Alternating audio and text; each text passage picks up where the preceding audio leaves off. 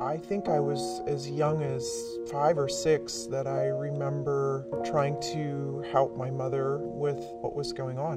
My father always just sexualized me. He wanted me to be a very sexual person. That's the way I would be successful.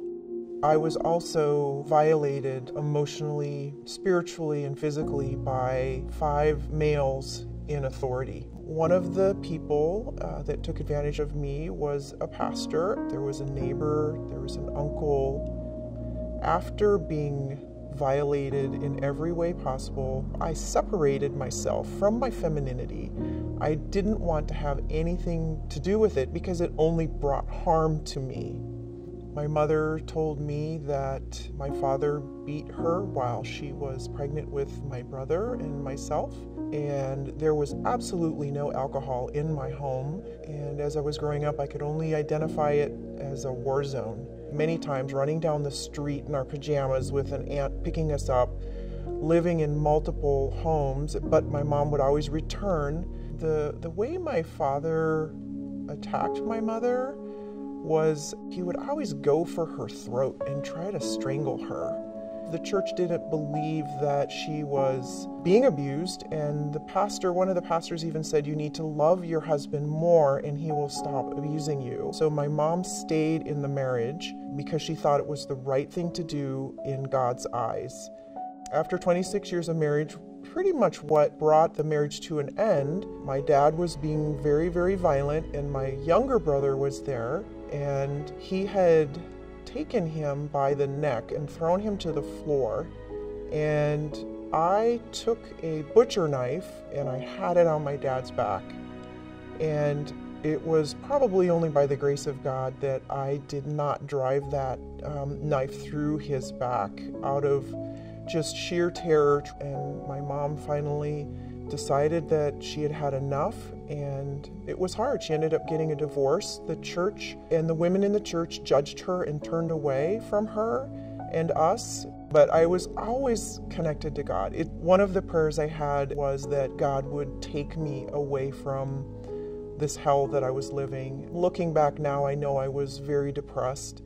I was using drugs and alcohol to medicate, and I ended up going to a psychologist or a psychiatrist, and he at that point diagnosed me with 3 mental health conditions. PTSD was the main diagnosis that I received, and the fear was so much of a truth for me that it was in every part of my being. It would define me, and it was who I was. I was the strong person in the family. I was the hero. I was the person that rescued my mom, that talked her through things, that helped her make a decision to leave. I was a parent. So coming into a group where you are to reveal being a broken person was not okay with me. One of my neighbors was sitting in the group, and I was completely embarrassed and didn't want anybody to know that I was in this group, because that meant everybody's going to know that I was abused and I had a crappy childhood, and I wanted to just forget all of that. I wanted to detach and say, I'm strong. My past isn't going to affect me. And really what was happening is God was grabbing hold of me and telling me that this is your time to heal now. And my neighbor came up to me, and I remember that she just hugged me and held me, and she said, it's going to be okay. This is a safe place. I made a decision that I wanted to be healed more than anything else in this entire world. I wanted to be free. I knew that there had to be more than living in a world of fear and mistrust. So I remember coming home after that group and laying on my bed, and I just laid on my back, and I opened up my hands and my palms faced up, and I just said, God, just take over. I came to a place of just complete surrender. And a lot of my healing, I like to use the word supernatural. It was encounters with God where He just grabbed a hold of me. The more I surrendered and the more I submitted and let go, the more he came in and took a hold of me, and I felt him become very real in my life. And because I had no foundation and no sense of security growing up, that he took those next 3 years of my life and allowed me to feel a sense of security that I had never ever felt in my entire life. So I just said, God, you show me every place that I can possibly get healing. I looked for places, I read books, I talked to people, I joined prayer groups, I joined healing prayer groups, and understanding the role of the Holy Spirit as my counselor, going back and reading the Bible, studying the Bible, and now I needed to replace the fear with learning how to trust and learning how to have faith. And I see now, looking back in hindsight, that God was taking me more into healing my mind, which was quite fractured and quite broken.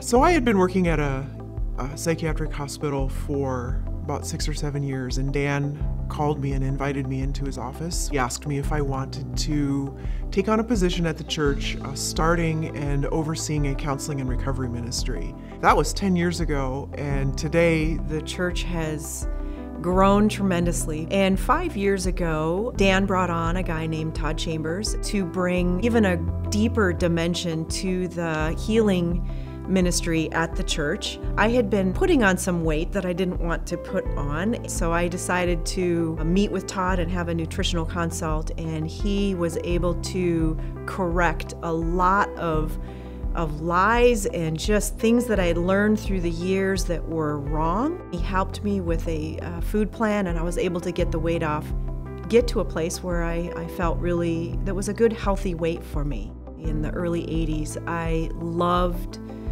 the sport of bodybuilding. I was in the gym a lot and lifting weights, and I had a dream back then to compete.